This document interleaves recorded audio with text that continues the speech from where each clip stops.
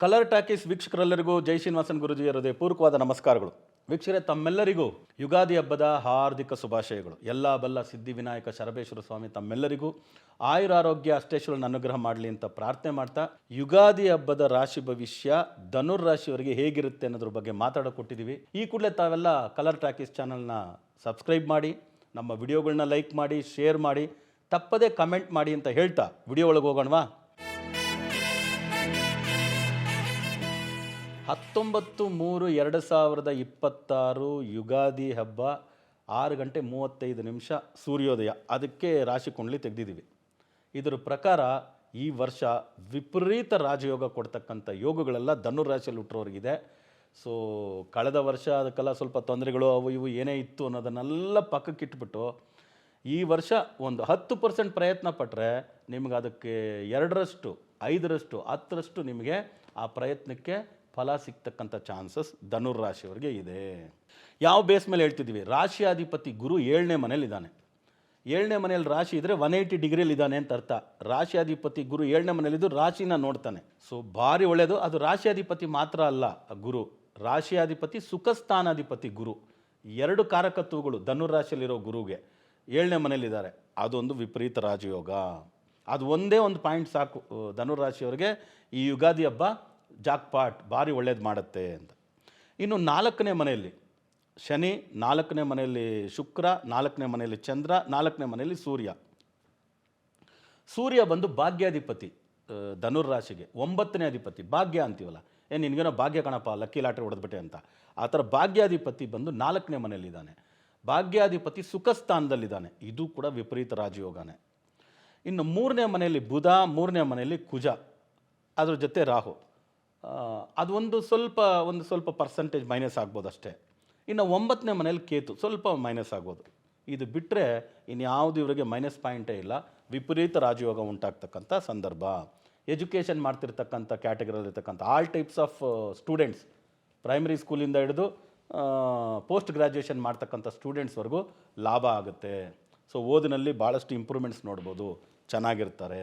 ಧನುರ್ ರಾಶಿಯಲ್ಲಿ ಹುಟ್ಟಿರ್ತಕ್ಕಂಥವ್ರು ಗುರುವಿನ ರಾಶಿ ಅಲ್ವಾ, ಅವರೇ ಗುರುಗಳು. ಸೊ ಈ ವರ್ಷ ಗುರು ಅವ್ರ ರಾಶಿನ ನೋಡ್ತಿರೋದ್ರಿಂದ ಗುರುವೇ ಅವ್ರ ಜೊತೆನೇ ಇದ್ದಾರೆ, ಅವ್ರ ಹಿಂದೆನೇ ಇದ್ದಾರೆ. ಇವ್ರು ಎಂತೆಂಥ ಗುರಿ ಇಟ್ಕೊಂಡು ಹೋಗ್ತಾರೋ ಅದೆಲ್ಲ ಸಕ್ಸಸ್ ಸಿಗ್ತಕ್ಕಂಥ ಚಾನ್ಸಸ್ ವಿಪರೀತ ರಾಜಯೋಗ ಈ ವರ್ಷ ಇದೆ. ಲಾಟ್ರಿ ಯೋಗ ಇದೆ, ವೆಹಿಕಲ್ಸ್ ತೊಗೊಳ್ಳೋ ಯೋಗ ಇದೆ.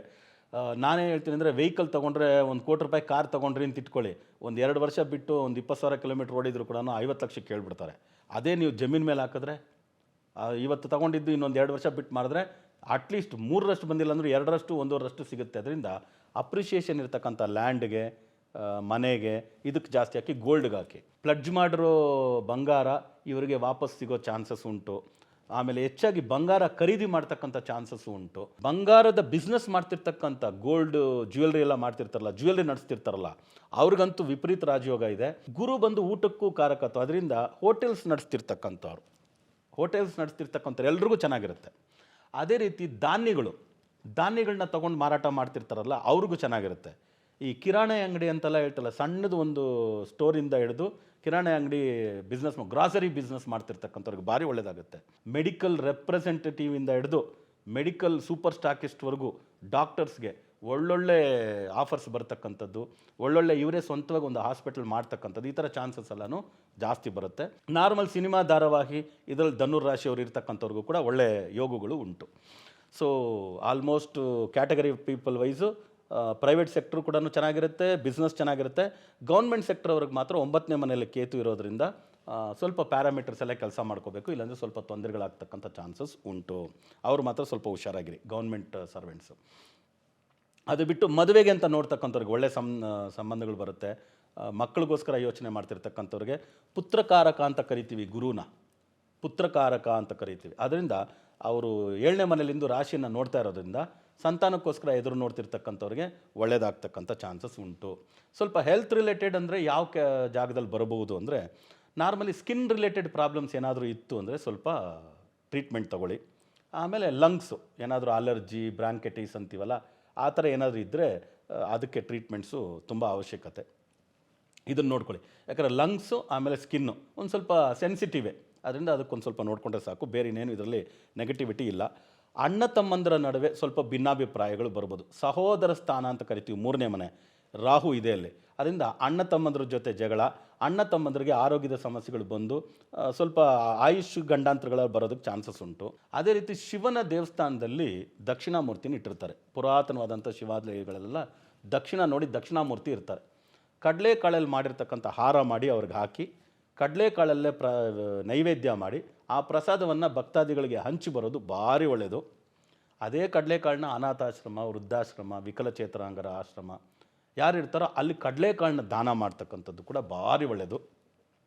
ಇದು ಲೋಕಲಲ್ಲೇ ನೀವು ಮಾಡ್ಕೋಬೋದು. ಅದು ಬಿಟ್ಟು ಗುರುವಿನ ಸ್ಥಳಗಳು ನಮಗೆ ಗೊತ್ತು. ನಮ್ಮ ಕರ್ನಾಟಕದಲ್ಲಿ ಶ್ರೀಧರ ಸ್ವಾಮಿಗಳು, ಓಕೆ, ವರದಳ್ಳಿ ಶ್ರೀಧರ ಸ್ವಾಮಿಗಳು, ಆಮೇಲೆ ಮಂತ್ರಾಲಯ ರಾಘವೇಂದ್ರ ಸ್ವಾಮಿಗಳು, ಆಮೇಲೆ ಶಿರಡಿ ಸಾಯಿಬಾಬಾ ನಿಮ್ಗೆ ಇಷ್ಟ ಇದ್ದರೆ, ಅಕ್ಕಲ್ಕೋಟ್ ಸ್ವಾಮಿ ಸಮರ್ಥ ಅಂತೀವಿ. ಗುಲ್ಬರ್ಗ ಇದು ಪಕ್ಕ ಬರುತ್ತೆ, ಶೋಲಾಪುರ ಪಕ್ಕ ಬರುತ್ತೆ, ಮಹಾರಾಷ್ಟ್ರ ಬಾರ್ಡ್ರದು. ಅಕ್ಕಲ್ಕೋಟ್ ಸ್ವಾಮಿ ಸಮರ್ಥ, ಗಾಣಗಾಪುರ ದತ್ತಾತ್ರೇಯ, ಆಮೇಲೆ ನರಸೋಬಾವಾಡಿಯಲ್ಲಿ ಒಬ್ಬ ಗುರುಗಳು, ಪೀಠಾಪುರದಲ್ಲಿ ಗುರುಗಳು. ಸೊ ಈ ಗಾಣಗಾಪುರ ದತ್ತಾತ್ರೇಯ, ನರಸೋಬಾವಾಡಿ, ಆಮೇಲೆ ಪೀಠಾಪುರ ಇದು ಒಂದೇ ಲೈನಲ್ಲೇ ಬರುತ್ತೆ. ಒಂದೇ ದಿನ ದರ್ಶನ ಮಾಡ್ಬೋದು.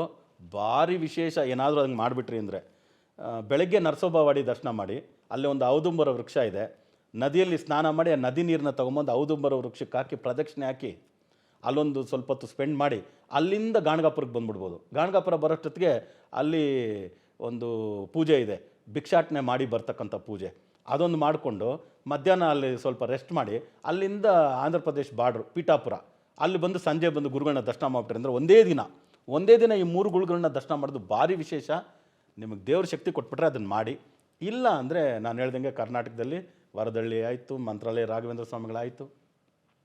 ಇನ್ನು ತಮಿಳ್ನಾಡಲ್ಲಿ ಆಲಂಗುಡಿ ಅಂತ ಒಂದು ಜಾಗ ಇದೆ, ಅದು ಗುರುವಿನ ಸ್ಥಳ ಅಂತಲೇ ತುಂಬ ಶಕ್ತಿಯುತವಾದಂಥದ್ದು, ಅದು ಕೂಡ ದರ್ಶನ ಮಾಡ್ಬೋದು. ಓಕೆ, ಸೊ ಗುರುಗಳ ಕ್ಷೇತ್ರವನ್ನು ದರ್ಶನ ಮಾಡಿದ್ರೆ ಈ ವರ್ಷ ನಾನು ಹೇಳ್ದಂಗೆ ನಿಮಗೆ ವಿಪರೀತ ರಾಜಯೋಗ ಉಂಟಾಗಲಿ ಅಂತ ನಾವು ಸಿದ್ಧಿವಿನಾಯಕ ಶರಬೇಶ್ನಲ್ಲಿ ಪ್ರಾರ್ಥನೆ ಮಾಡ್ತಾ ಮತ್ತೆ ಹೊಸ ವಿಡಿಯೋದೊಂದಿಗೆ ತಮ್ಮನ್ನು ಭೇಟಿ ಮಾಡ್ತೀನಿ. ಅಲ್ಲಿವರೆಗೂ ಆರಾಮಾಗಿರಿ, ಹುಷಾರಾಗಿರಿ ಅಂತ ಹೇಳ್ತಾ ತಮ್ಮಿಂದ ಬಿಡುಗಡೆ ತಗೊಳ್ತಿರೋದು ತಮ್ಮೆಲ್ಲರೂ ಜಯ ಶ್ರೀನಿವಾಸನ್ ಗುರುಜಿ. ಲೋಕ ಸಮಸ್ತ ಸುಖಿನೋ ಭವಂತು, ಸರ್ವೇ ಜನ ಸುಖಿನೋ ಭವಂತು, ವಸುದೈವ ಕುಟುಂಬಕಂ.